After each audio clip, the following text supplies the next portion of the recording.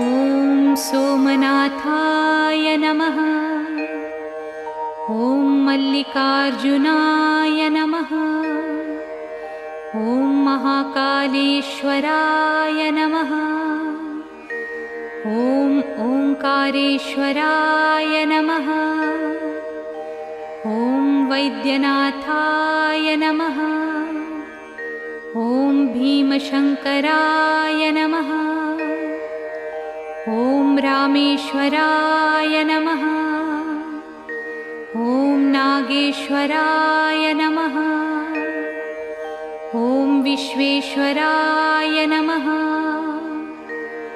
ॐ त्र्यम्बकेश्वराय नमः।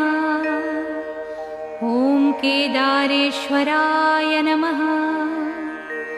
ॐ भुस्मेश्वराय नमः।